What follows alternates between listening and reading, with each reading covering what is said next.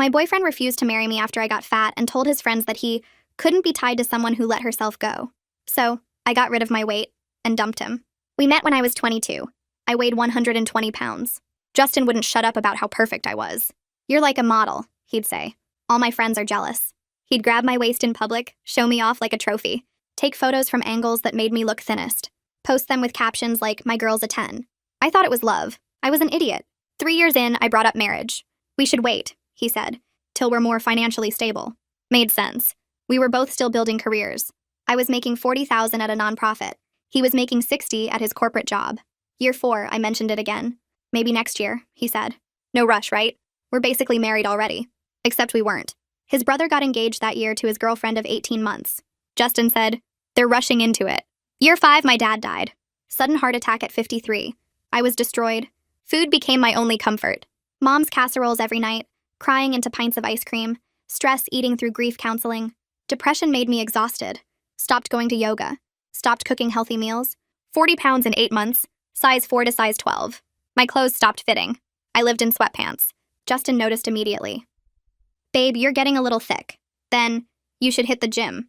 Then, "This is embarrassing for me." Then, "My coworkers are asking what happened to you." I tried explaining about my dad, the depression, the grief counselor saying weight gain was normal during trauma. "Everyone has problems," he said. "My dad had cancer, and I didn't get fat. You're just using grief as an excuse." He stopped touching me. Separate blankets in bed. No sex for months. When I'd reach for him, he'd say he wasn't in the mood. "Maybe if you looked like you used to," he said once. He started going out more, coming home late, always freshly showered, phone face down, working late, but his car was spotted at bars downtown. I knew but didn't want to know. 6 months ago, our 6th anniversary, I set up a romantic dinner. Candles, his favorite meal, new dress that actually fit. "Justin, we need to talk about our future." He put down his fork. "There is no future if you look like this." I froze. "Excuse me? I'm not marrying someone who doesn't take care of herself. You're not the woman I fell in love with. That woman was beautiful. That woman made me look good. This," he gestured at me, "makes me look like I settled. I'm the same person." "No, you're twice the person." He laughed at his own joke. "Look, lose the weight, then we'll talk about marriage. But right now, I'm embarrassed to be seen with you. Do you know what people think when they see us together? They think I'm desperate. They wonder what's wrong with me that I'm with someone who looks like you." Tears were falling. "Someone who looks like me? Fat, Amy. The word is fat. And I didn't sign up for fat. I signed up for the hot girl who did yoga and counted calories and made my friends jealous. So either find her again or I'll find someone else who looks like her." I joined a gym the next day. 5 a.m. Mostly empty except for serious athletes. That's where I met Antonio, the trainer. 6'3", built like a sculpture, kind eyes. "First time?" he asked. I nodded, embarrassed in my tight workout clothes. "We all start somewhere," he said. "You showing up is already winning." He offered to train me. 2 weeks in, he asked, "What's your goal?" "To lose 40 pounds. "Why?" "My boyfriend won't marry me until I do." Antonio stopped spotting my bench press. "Your boyfriend sounds like trash. But hey, his loss will be someone else's gain." Every morning, 5 a.m., Antonio and I trained. He taught me to deadlift, squat, bench, introduced me to meal prep, never shamed me when I struggled, just said, "Tomorrow you'll be better." 4 months in, I'd lost 35 pounds. Justin suddenly got interested again. Started touching my waist, suggesting date nights, buying me clothes. "Size 6. Getting there," he'd say. "Keep going." Posted a photo of us with the caption, "Proud of my girl's journey." His friends commented with fire emojis. 5 months in, I'd lost all 40 pounds plus gained muscle. Size 4 again, but stronger. Justin planned a surprise dinner at the steakhouse where we'd had our first date, wore his best suit, kept checking his pocket.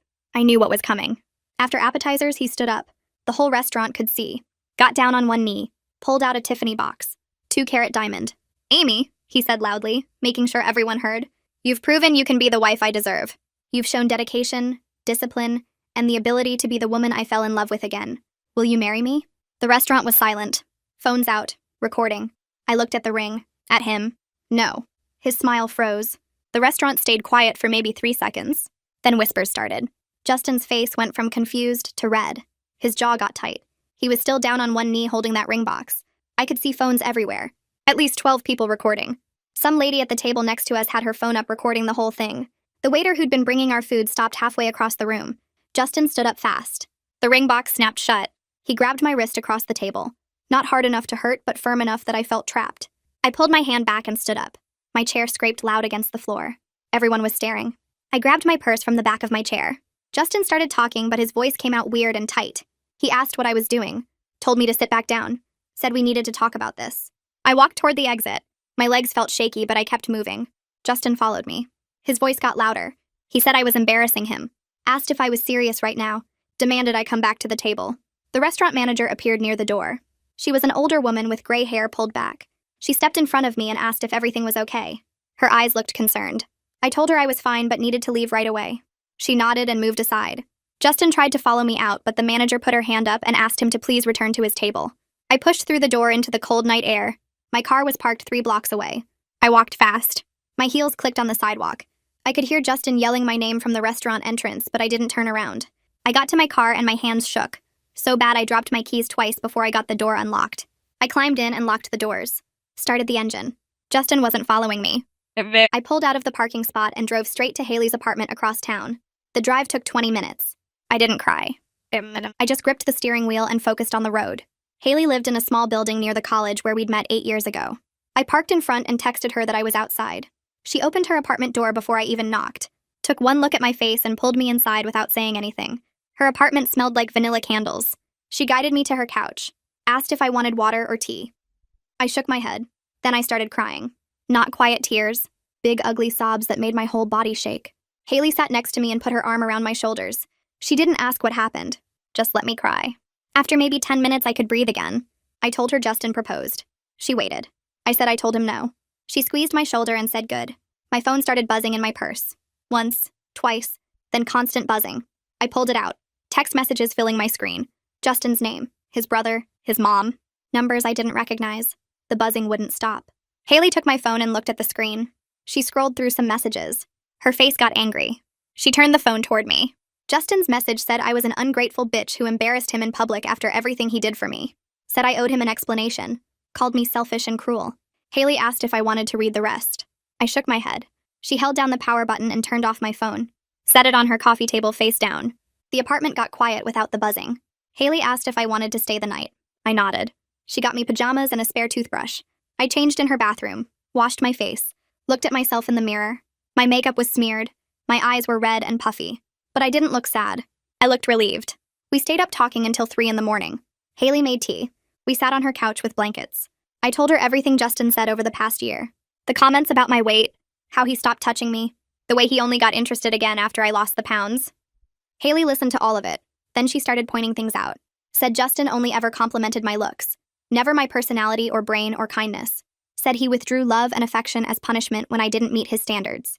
Said that wasn't love, that was control. She reminded me how he used to get mad if I wore clothes he didn't like, how he always wanted me to post certain photos on social media, how he showed me off to his friends like I was something he owned. I'd known all this somewhere deep down, but hearing Haley say it out loud made it real, made it clear. We finally went to sleep around 3:30. Haley gave me her bed and took the couch. I lay there in the dark thinking about 6 years with Justin, how much time I wasted, but also how glad I was that I said no. Morning came too fast. Light through Haley's curtains woke me up at 6. I checked the time on her alarm clock. I was supposed to meet Antonio at the gym at 5. I'd missed our session. I found my phone on the coffee table where Haley left it. Turned it on. 53 notifications. I ignored all of them except I opened my messages and found Antonio's name. Texted him that I couldn't make training today. Then I typed out what happened last night. Kept it short. Said Justin proposed and I said no and I needed a day to deal with everything. Antonio responded in less than a minute. Said he was proud of me. Said I did the right thing. Offered to help if I needed anything. Said his support wasn't going anywhere. Reading his message made me start crying again. But different crying. Relief crying. Because Antonio's support never came with conditions or requirements or standards I had to meet. He just cared about me as a person, not as a body or a trophy or something to show off. I wiped my eyes and called my mom. She answered on the second ring, asked if I was okay because I never called this early. I told her everything. About Justin's proposal. About saying no. About all the cruel things he said that I'd been too ashamed to tell her before. The comments about my weight. How he said he was embarrassed to be seen with me. How he only proposed after I lost 40 pounds. Mom got quiet for a long time. Then she said she was furious. Said she never liked how Justin showed me off like a prize when I was thin, but treated me like a burden when I gained weight. Said she'd been biting her tongue for months hoping I'd figure it out myself. Said she was proud of me for walking away. We talked for almost an hour. By the time I hung up, Haley was awake making coffee in her kitchen. She poured me a cup. We sat at her small table. My phone buzzed. My sister Scarlett calling. I answered. She said Mom told her what happened. Said she was coming over. I gave her Haley's address. Scarlett showed up 40 minutes later with a grocery bag full of my favorite snacks, chips and cookies and chocolate. She hugged me tight in Haley's doorway. Said she took the day off work to help me figure out my next steps. We sat back down in Haley's living room. Scarlett looked at me and said she'd been waiting for me to leave Justin for 2 years. Said she saw how he changed after I gained weight, how he got mean and cold, how he stopped treating me like a girlfriend and more like a project he was disappointed in. She said she almost said something a dozen times, but knew I had to figure it out myself. Hearing this from my sister hurt, but also helped. Made me realize how obvious Justin's behavior was to everyone except me. We spent the next hour talking about practical things. I needed to get my stuff from Justin's apartment. My clothes, my books, photos, things that mattered. Scarlett said she was coming with me. No arguments. Said Justin was good at manipulating me and she wasn't going to let him talk me into anything. Haley said she'd come too. Said I needed 2 people there to keep me focused and stop Justin if he came home early from work. We made a plan. Justin worked until 5 on weekdays. We'd go at 2 when he'd definitely be at the office. Bring empty boxes and garbage bags. Get in and get out fast. That afternoon, the 3 of us drove to Justin's apartment in Scarlett's car. She had boxes in her trunk left over from her last move. We pulled into the parking lot at exactly 2:15. I had a key to Justin's place on my keyring. Had for 3 years. My hands shook when I tried to put the key in the lock. Took me 3 tries. The door finally opened. I stood in the doorway looking at the apartment. 6 years of my life happened in this space. The couch where we watched movies. The kitchen where I cooked him dinner. The bedroom where he stopped touching me. Scarlett put her hand on my back and gently pushed me inside. I started in the bedroom. My clothes hung next to his in the closet. 6 years of my life mixed with his. I pulled dresses off hangers and threw them on the bed. Scarlett brought in empty boxes from her trunk. Haley started in the bathroom grabbing my toiletries and makeup. I moved fast, not thinking, just grabbing. Sweaters, jeans, and the workout clothes I bought when I started training with Antonio. I reached for a box on the top shelf to pack shoes and knocked down a shoebox I'd never seen before. It fell open. Photos spilled across the floor. All of me. From when we first started dating. Me in a sundress at the beach. Me in jeans and a tank top at a barbecue. Me in a black dress at his company party. Every single photo showed me at my thinnest. I picked one up. There was writing on the back in Justin's handwriting. 9 out of 10. Great legs. I grabbed another. 8 out of 10. Needs better posture. Another. 10 out of 10. Perfect in this dress. My hands started shaking. I picked up more photos. He'd rated me. Like I was a product he was reviewing. Notes about my body in every single picture. Too much makeup. Hair looks better down. This angle hides her stomach. Scarlett came back into the bedroom and saw me sitting on the floor surrounded by photos. She knelt down and picked one up. Read the back. Her face went red. She didn't say anything. Just started taking photos out of the box one by one. Reading each note. Her jaw getting tighter with every word. There were at least 50 photos in that box. All rated. All commented on. All focused on how I looked. Not who I was or what we were doing or any actual memory. Just my appearance scored like a judge at a competition. Haley walked in with an armful of my bathroom stuff and saw us on the floor. She put everything down and came over. Looked at the photos. Started reading the notes. Her mouth fell open. She looked at me and I could see she was trying not to cry. I felt numb. Not even sad anymore. Just empty. This was who Justin really was. Someone who kept a secret box of rated photos of his girlfriend like some kind of weird science project. Scarlett stood up and walked out of the bedroom. I heard her in the living room. Then I heard her say a bad word. Really loud. Haley and I both got up and went to see what was wrong. Scarlett was standing at the dining table. Justin's laptop sat open. The screen was on. She pointed at it without saying anything. I walked over and looked. Dating apps. Multiple tabs open in his browser. One showed his profile on some site I'd never heard of. His photo, his bio, relationship status listed as single. I clicked through his browser history. 6 months of activity. Different dating sites. Women's profiles. Search filters set for fit body type and athletic build. Messages sent to dozens of women. Some responded, some didn't. He'd been actively looking for someone else while I was losing weight. While he was telling me to keep going. While he was posting about being proud of my journey. The whole time he had backup plans, other options, women who already looked the way he wanted. I felt sick. Scarlett grabbed my phone from my pocket and handed it to me. Take pictures of this. All of it. I didn't argue. I took photos of his profile, his messages, his search history showing months of activity, the filters he used, the types of women he contacted. All of them looked like me when we first met.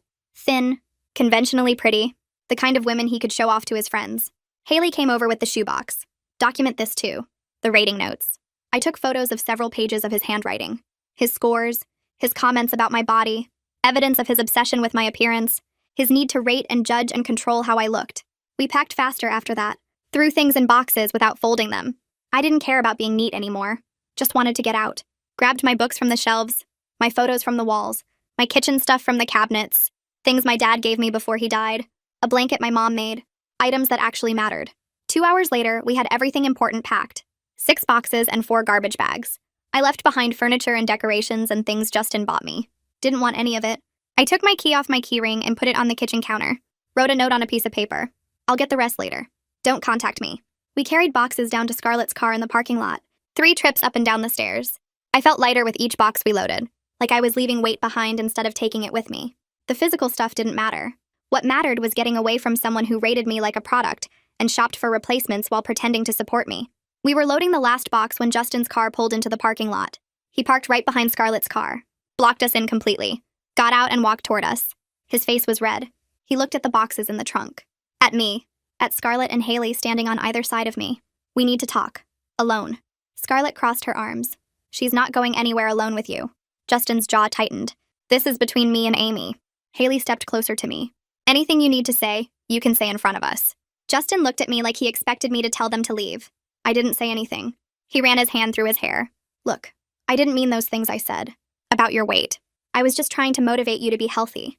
That's not how you motivate someone you love. Love doesn't come with a weight limit. He took a step closer. I backed up. You don't get it. I was helping you. Helping me? You called me fat. You said you were embarrassed to be seen with me. You stopped touching me. You made me feel worthless. That wasn't help. That was cruelty. It was motivation. Number. Motivation is support and encouragement. What you did was make love conditional on how I looked. And that's not love at all. His expression changed. Got harder. You're the one who embarrassed me. In front of everyone at that restaurant. All those people recording. You made me look like a fool. I made you look like a fool? You got down on one knee and proposed only after I lost 40 pounds. You treated me like garbage when I was grieving my dad. You only wanted to marry me when I met your physical standards. You made yourself look like a fool by thinking love works that way. Real love isn't conditional on dress size. That's not fair. What's not fair is 6 years of comments about my body. 6 years of being treated like a trophy when I was thin and a burden when I wasn't. What's not fair is finding out you were shopping for my replacement on dating apps while telling me you were proud of me. His face went white. You went through my laptop? Scarlett found it open. We saw everything. Your profiles, your messages, your search filters for athletic body types. You were looking for someone else the whole time I was killing myself at the gym trying to be good enough for you. Another car pulled into the parking lot. Justin's best friend Caleb got out and walked over. He looked at the boxes. At Justin. At me. What's going on? Justin gestured at me. She's throwing away 6 years over one bad moment. Caleb looked at me. Come on, Amy. You guys have been together forever. You can work through this. It wasn't one moment. It was years of him treating me differently based on how I looked. Years of cruel comments. Years of withdrawn affection when I didn't meet his standards. Years of being made to feel like I wasn't good enough unless I was thin. Caleb shook his head. Everyone has rough patches. You're making a huge mistake. The mistake was staying as long as I did. The mistake was thinking someone who only loved me when I looked a certain way actually loved me at all. Justin tried to move closer, but Scarlett blocked him. Move your car. We're leaving. Not until she agrees to talk to me properly. Without you two interfering. Haley pulled out her phone. Move your car or I'm calling the police. You're blocking us in. That's unlawful detention. Justin stared at her. You're not serious.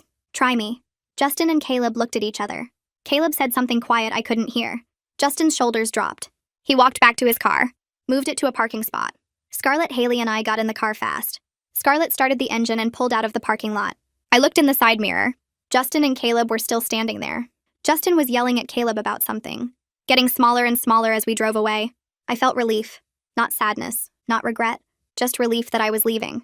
That I'd finally seen who he really was. That I'd chosen myself instead of trying to be what he wanted. Back at Haley's apartment, I finally turned on my phone. 37 missed calls from Justin. A dozen voicemails. I played the first one. His voice was apologetic. Baby, please call me back. We can work this out. The second one was angrier. You can't just walk away like this. After everything I've done for you. The third one was desperate. I love you. I made mistakes, but I love you. Please. I deleted them all. Didn't listen to the rest. I'd heard enough of his voice. Heard enough of his excuses and manipulation and attempts to make me feel guilty for choosing myself. Haley made tea. Scarlett ordered pizza. We sat in the living room and didn't talk about Justin. Talked about other things. Normal things. My job. Scarlett's new apartment. Haley's terrible date last week. Things that had nothing to do with 6 years of my life ending. Things that reminded me there was more to life than being someone's trophy or project or disappointment. That evening, my phone rang while Haley was clearing pizza boxes. Mom's name lit up the screen. I answered and she asked how I was holding up. I told her I was okay, staying at Haley's, trying to process everything. She was quiet for a second, then said Justin's mother had called her that afternoon. Asked her to convince me to reconsider because Justin was devastated, and the public rejection was humiliating for their family. Mom told her that Justin should have thought about how he treated me before getting down on one knee in front of a crowd. That she supported my decision completely, and wouldn't be pressuring me to go back to someone who only valued my appearance. I felt my throat get tight hearing that. Mom said she was proud of me for choosing myself, and that I could come stay with her anytime I needed space.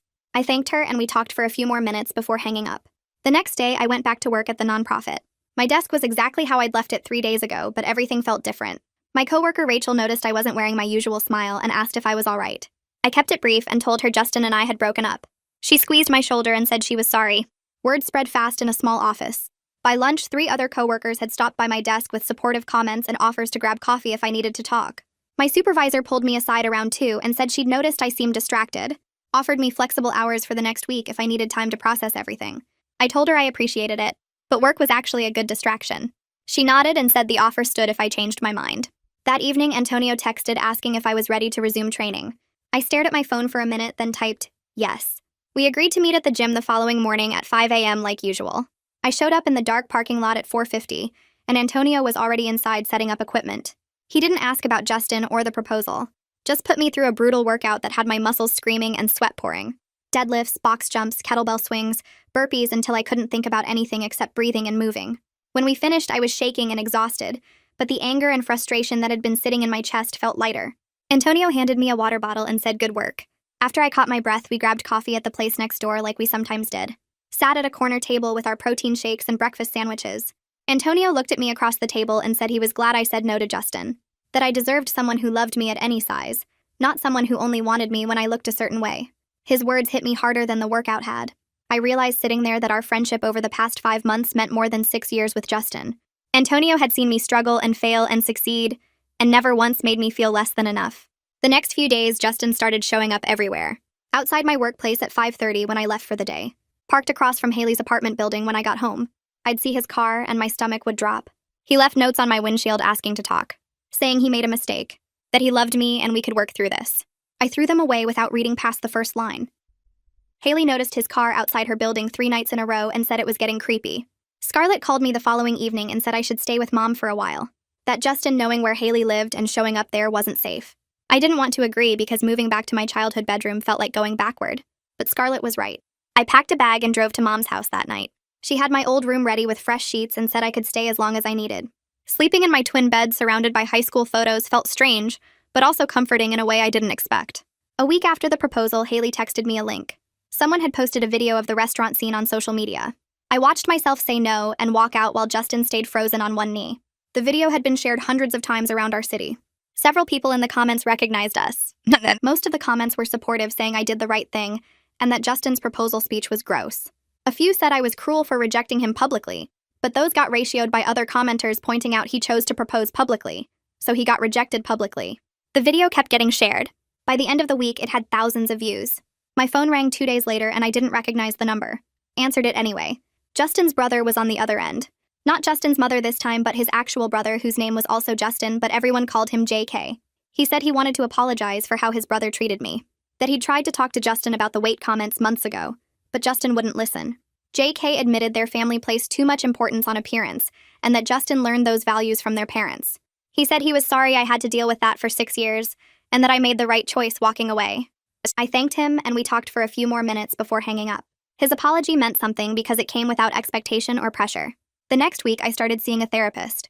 Found one who specialized in relationship trauma through my insurance. Sat in her office and told her everything about the past 6 years, the comments about my weight, the withdrawn affection, the conditional love. She listened and took notes, and when I finished, she said what Justin did was emotionally abusive. That making someone's worth dependent on their appearance was manipulation. That leaving was the healthiest choice I could have made. Hearing a professional validate what I'd been feeling helped something click into place. I wasn't overreacting or being dramatic. I was protecting myself from someone who hurt me. A few days later, Antonio texted and asked if I wanted to grab dinner sometime. Not as trainer and client, but as friends who enjoyed each other's company. I said yes immediately. We went to a casual Italian restaurant where the tables had red checkered cloths and candles in wine bottles. I ordered chicken parmesan without looking at the calories or thinking about whether Justin would approve. Antonio ordered lasagna and we split garlic bread. We talked about everything except fitness and Justin. His family, my job, movies we'd seen, places we wanted to travel. The food was good and the conversation was easy, and I realized I was smiling more than I had in months. During dessert, Antonio got quiet for a minute and then told me about his ex from 2 years ago. She worked in finance and made good money and constantly put down his career as a personal trainer. Said he was wasting his potential and should get a real job with benefits and a retirement plan. She wanted him to wear different clothes and act different around her work friends and basically become someone else entirely. He stayed longer than he should have because he kept thinking maybe she had a point and maybe he should want those things. But one day he realized he was miserable pretending to be someone he wasn't, and he left. He looked at me across the table and said watching me walk away from Justin reminded him why he made that choice. That we both deserved people who loved us exactly as we were without conditions or requirements. I felt something shift in my chest hearing him say that, because Justin never once loved me without conditions attached.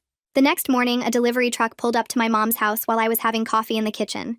The driver carried in a huge arrangement of roses and lilies with a card that said, Justin would wait as long as it took for me to forgive him and come back. My mom read the card over my shoulder and made a disgusted sound. I carried the whole arrangement straight to the garage and dumped it in the trash bin without a second thought. Then I pulled out my phone and blocked Justin's number on everything including social media and email. Mom squeezed my shoulder and said she was proud of me for not giving him another chance to manipulate me into feeling guilty. 2 days later, my supervisor called me into her office at the nonprofit, and I thought maybe I was in trouble for being distracted. Instead, she offered me a promotion to program coordinator with a salary bump to $52,000. She said I'd been dedicated to the organization for 3 years, and my work on the recent grant proposal showed I was ready for more responsibility. I accepted immediately and probably said thank you 5 times before leaving her office. The timing felt perfect, like the universe was supporting my decision to start fresh without Justin holding me back from opportunities. That weekend, I went apartment hunting and found a 1-bedroom place 3 blocks from my office. The rent was affordable and the building was older but well-maintained with hardwood floors and big windows. I signed the lease that afternoon and texted Scarlett and Haley to tell them I had my own place for the first time ever. They both showed up the day I got the keys with boxes and cleaning supplies ready to help me move. We spent the whole day carrying my stuff from Mom's house, and by evening we were sitting on the floor of my empty living room eating pizza and drinking wine straight from the bottle. Scarlett kept saying how good it felt to have me back, and Haley made a toast to new beginnings and leaving trash men in the past. The following Saturday, Antonio showed up at my apartment with tools and offered to help me put together the furniture I'd ordered. We spent 8 hours building bookshelves and a coffee table and a TV stand while music played from my phone. He made jokes about the confusing instruction diagrams and did silly voices while reading the parts list out loud. I laughed more that afternoon than I had in months with Justin, and realized how easy everything felt with Antonio, compared to constantly walking on eggshells around Justin's moods and judgments. By the time we finished building everything, my face hurt from smiling so much. And that same week, Justin's mother showed up at my mom's house demanding to speak with me. My mom answered the door and told her firmly that I'd moved out and didn't want contact with Justin or his family. Justin's mother tried arguing that her son made a mistake and I should give him another chance, but my mom said his behavior caused this situation, and I was moving forward with my life. She closed the door while Justin's mother was still talking. Mom called me later to tell me what happened and said she was proud of how I was handling everything and that I seemed happier than I'd been in years. Hearing that from her meant everything, because she'd watched me shrink into myself during those 6 years with Justin. 3 weeks after the breakup, I ran into Justin at the grocery store while I was picking out vegetables in the produce section. He walked up and tried starting a conversation asking how I was doing and saying we should talk. I looked at him and said we had nothing to discuss and walked away toward the checkout. For the first time ever, he didn't follow me or keep trying to convince me. I finished shopping and drove home and realized I felt nothing seeing him except relief that I wasn't trapped in that relationship anymore. My therapist helped me work through some complicated feelings during our next session. She pointed out that I'd lost weight for Justin's approval, rather than my own health, and that I needed to figure out my actual relationship with fitness, separate from his demands. We talked about how I genuinely enjoyed training with Antonio now, and how it made me feel strong and capable instead of constantly judged. I decided to keep working out because I liked it, not because anyone expected it from me. That shift in perspective made everything feel different, like I was finally doing something for myself instead of performing for someone else's standards. Antonio and I started spending more time together outside the gym over the next few weeks. We went on weekend hikes at state parks and tried new restaurants around the city and went to a street festival downtown. Our friendship kept getting deeper without any pressure or expectations hanging over us. Everything felt natural and comfortable in a way my relationship with Justin never did. I could be myself completely without worrying about saying the wrong thing or looking the wrong way or eating the wrong food. Antonio just accepted me exactly as I was, and I realized that's what I'd been missing for 6 years. One afternoon, Haley mentioned she'd heard through mutual friends that Justin was already dating someone new. Apparently, she was exactly his type, meaning she fit his physical ideal perfectly with the right body type and the right look. Instead of feeling jealous or hurt, I actually felt sorry for her. She had no idea yet how conditional his affection would be, or how quickly he'd withdraw his love if she gained weight or stopped meeting his standards. I hoped she'd figure it out faster than I did, and get out before wasting 6 years waiting for a proposal that would only come with requirements attached. The next weekend, I went shopping alone for the first time in years. I drove to the mall and walked through stores I'd avoided because Justin always said they made me look frumpy or cheap. I tried on a deep green sweater that looked nothing like the tight black clothes he preferred, and bought it without asking anyone's opinion. The dressing room mirror showed someone I barely recognized. Someone picking clothes because she liked them instead of wondering if they made her look thin enough. I bought 3 new work outfits, a comfortable pair of jeans and 2 dresses that actually fit my new body instead of trying to hide it. At the checkout counter, I handed over my credit card and felt something shift inside me, like I was buying clothes for a person who actually existed instead of performing for someone else. The bags felt heavy walking back to my car, but in a good way, like I was carrying proof that I could make choices just for myself. Mom called on Tuesday to invite me to Thanksgiving, and mentioned she didn't invite Justin this year even though his mother asked her to. She said the holiday would be just family, and that she wanted it to be peaceful without any tension or awkwardness. Thanksgiving morning, I drove to her house and helped her make stuffing while Scarlett set the table and complained about her dating life. We laughed more during dinner than we had in years, and I realized how much energy I'd spent during previous holidays trying to make sure Justin was comfortable and impressed with my family. Mom made my favorite pumpkin pie and didn't mention my weight or ask if I wanted a small piece. We watched football afterward, and I fell asleep on the couch feeling full and content, without any guilt about what I'd eaten or how I looked. Antonio texted me the next week asking if I wanted to come to a holiday party his gym was hosting on Saturday night. I showed up wearing one of my new dresses, and immediately felt nervous walking into a room full of fit people who all seemed to know each other. Antonio spotted me right away and came over with a huge smile, introducing me to his friends and the other trainers who worked at the gym. Everyone was nice and asked about my training progress, and several people mentioned that Antonio talked about me all the time. One of the female trainers teased him about how he always brings me up during staff meetings, and I watched his face turn red while he tried to change the subject. We stood by the food table talking for over an hour, and I noticed how comfortable everything felt with him, how I wasn't worried about saying the wrong thing or looking the wrong way. After the party ended, Antonio walked me to my car in the parking lot. The December air felt cold and I could see my breath in the streetlight. He stopped next to my car and looked at me with an expression I'd seen before, but never let myself acknowledge. He said he needed to tell me something, and that he'd been thinking about it for weeks. He admitted he'd developed feelings for me that went beyond friendship, but didn't want to pressure me since I'd just left a long relationship. His words hung in the cold air between us, and I felt my heart speed up. I told him I'd been feeling the same way but needed time to heal first, and his whole face relaxed like he'd been holding his breath waiting for my answer. He asked if I'd want to try dating when I felt ready, and I said I already felt ready, that he'd shown me what real support looked like, and I didn't want to waste more time being afraid. We started dating officially the next week and took everything slowly. Antonio planned simple dates like coffee shops and walks in the park instead of fancy restaurants where I'd feel on display. He never commented on what I ordered or how much I ate, just seemed happy to be spending time with me. When I mentioned feeling insecure about my body after years of Justin's criticism, Antonio listened without trying to fix it or tell me I was being ridiculous. He consistently showed through small actions that he valued who I was as a person, like remembering details about my work projects and asking thoughtful questions about my family. We kissed for the first time after our 3rd official date, and it felt completely different from kissing Justin, like I wasn't being evaluated or judged but actually wanted. 2 weeks into dating, Justin found out about my relationship with Antonio through social media. My phone exploded with angry messages calling Antonio unprofessional and accusing him of pursuing me while I was vulnerable. Justin wrote that Antonio took advantage of me during a difficult time, and that real trainers don't date their clients. He sent multiple texts saying I'd been manipulated, and that he was considering reporting Antonio to the gym management. I read through all the messages feeling my stomach turn, then blocked Justin on every platform I could think of. I refused to respond or engage with his attempts to make me feel guilty for moving on with my life. Antonio saw the messages before I blocked Justin and got quiet for a minute before saying he was sorry I had to deal with that and asking if I wanted him to respond. I told him Justin didn't deserve any more of our energy.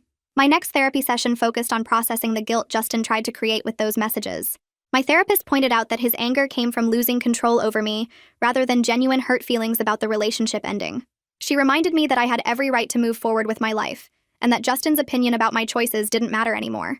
We talked about how abusers often try to interfere with new relationships because they can't stand seeing their former partners happy without them. She said the fact that I immediately blocked him instead of defending myself showed real growth, and that I should be proud of setting that boundary.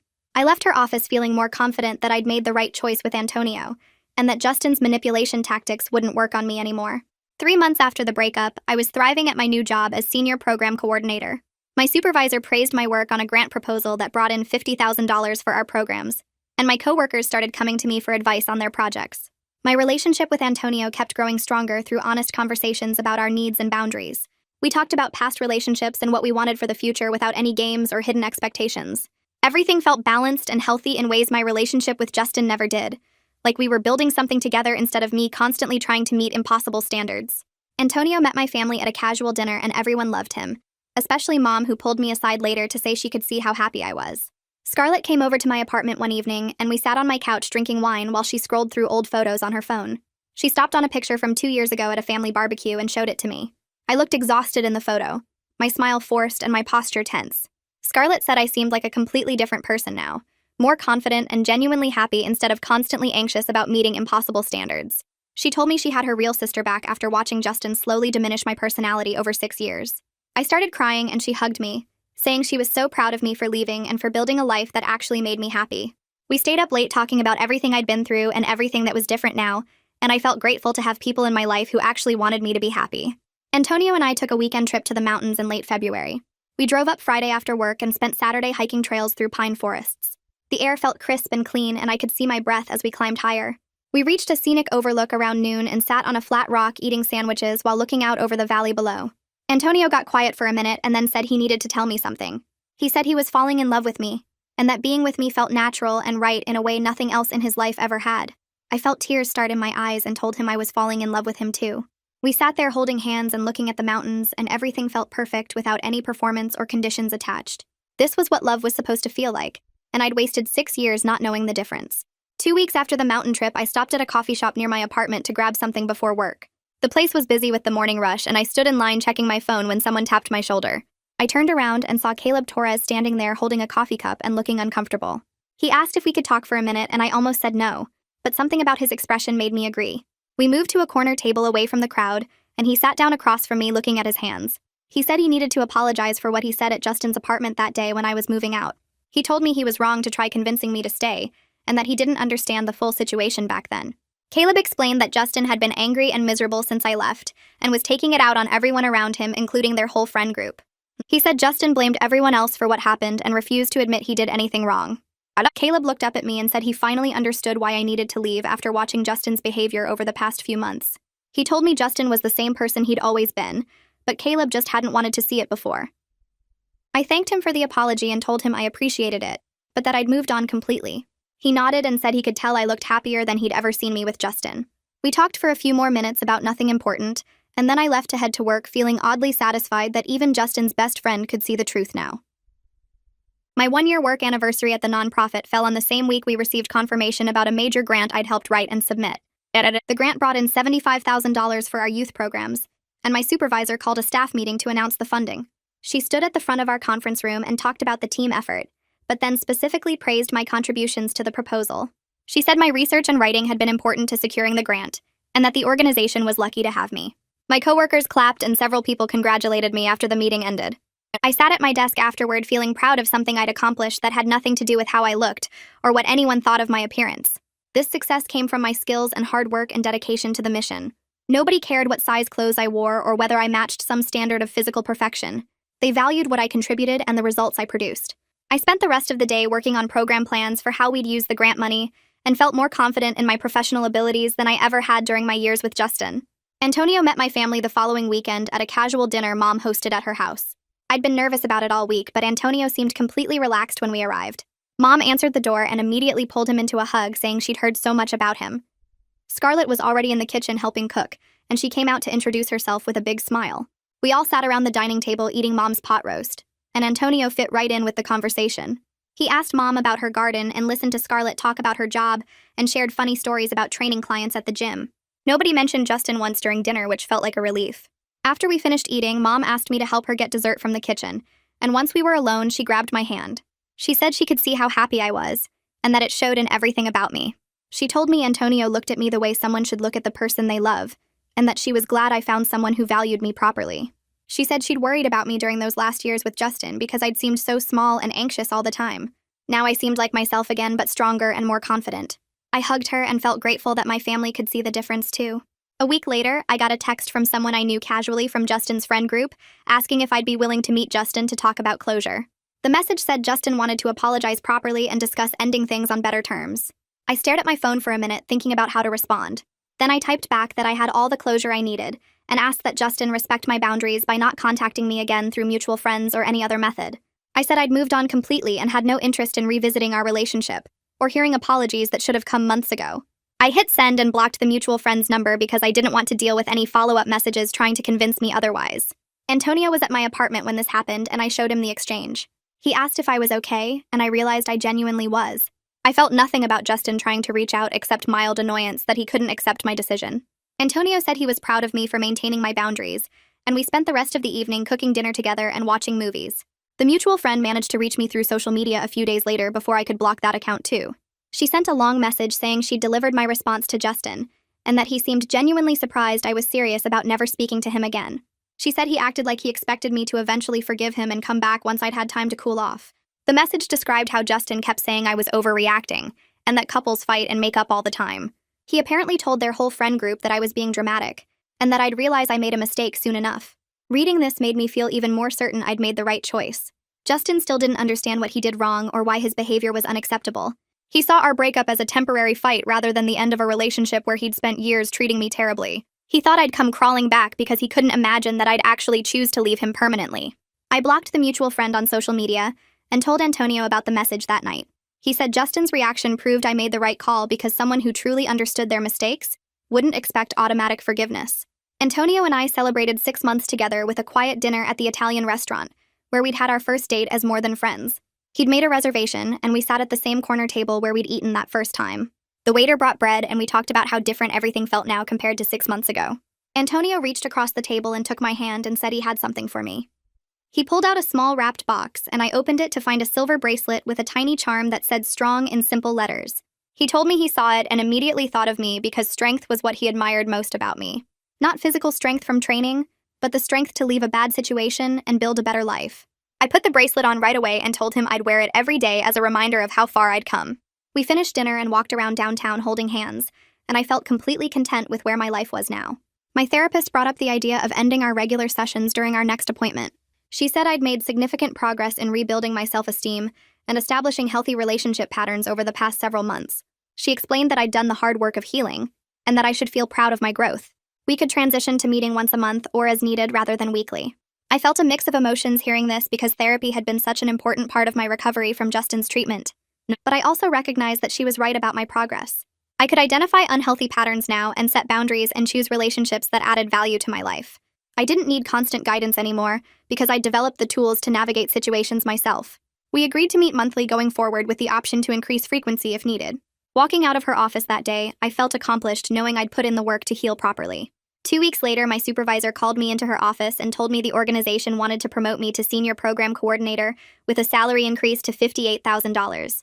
She said my work on the grant and my leadership on several projects had demonstrated I was ready for more responsibility. I accepted immediately and felt excited about the new role and the financial security it provided. That weekend, I took Mom and Scarlett and Haley out to a nice restaurant to celebrate. We sat at a table by the window and they ordered a bottle of wine and toasted to my success and independence. Mom said she was proud of how I'd rebuilt my life and career. Scarlett said I was killing it professionally and personally. Haley reminded me how far I'd come from that night I showed up at her apartment after rejecting Justin's proposal. I looked around the table at these 3 women who'd supported me through everything and felt genuinely grateful for their presence in my life. Antonio told me a few days later that he'd been offered a position managing a new gym location across town. He seemed excited but also hesitant when he explained it would mean slightly different training schedules for us. I could tell he was worried about how I'd react to the change. I told him immediately that he should take the opportunity because I wanted him to pursue his career goals. We'd figure out the schedule together and make it work because his professional growth mattered just as much as mine. He looked relieved and said he'd been nervous to bring it up because he didn't want me to think he was prioritizing work over our relationship. I reminded him that healthy relationships meant supporting each other's goals and that I'd never ask him to turn down a good opportunity. We spent that evening talking about his plans for the new location, and I felt happy seeing him excited about his future. 6 months after the breakup, I realized one morning that I hadn't thought about Justin in weeks. When I did think about him now, I felt nothing but relief that I'd left. My life was fuller and happier than it ever was during our 6 years together. I had a job I loved that paid well and recognized my contributions. I had a relationship with Antonio built on mutual respect and genuine care. I had family and friends who supported me unconditionally. I had confidence in myself that didn't depend on meeting someone else's standards. Looking back at the person I was in that restaurant when Justin proposed felt like looking at a stranger. That version of me was so focused on earning his approval that she'd lost herself completely. Now I knew exactly who I was and what I deserved, and I'd never settle for less again. Antonio and I started looking at apartments together after dating for 8 months. We found a 2-bedroom place near both our jobs with big windows and a decent kitchen. The second bedroom became a home gym with space for both our equipment. Moving day felt exciting instead of stressful because we worked together instead of him telling me where everything should go.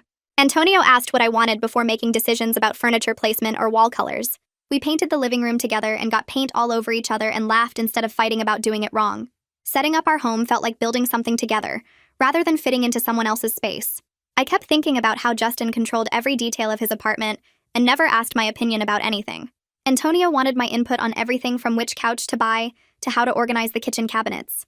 3 weeks after we moved in, my mom called to tell me she ran into Justin's mother at the grocery store. She said Justin got engaged to the woman he started dating a few months after we broke up. Mom asked if I was okay hearing that news. I realized I felt nothing except sorry for his new fiancé. I hoped she had better luck than I did, but suspected Justin hadn't changed his standards or conditions. Mom said she told Justin's mother that I was very happy now and didn't ask any questions about him. I appreciated her protecting me from more information I didn't need or want. 2 months later, Antonio and I finished our usual morning workout at the gym. We were the only ones there at 5:30 on a Tuesday.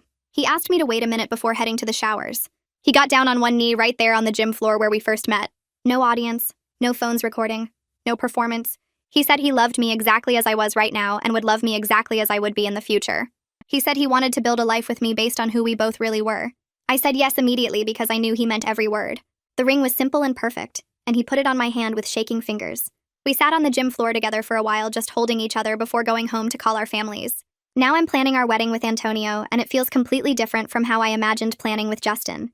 We're picking things we both like instead of what looks best for photos. Small ceremony with close friends and family instead of a big show. I keep thinking about that moment in the restaurant when I said no to Justin's proposal. Saying no to his conditional love was the first time I chose myself in 6 years. Everything good in my life now came from that one decision. My job that values my work. My relationship with Antonio built on respect. My confidence that doesn't depend on meeting someone else's standards. I've never been happier or more sure of who I am.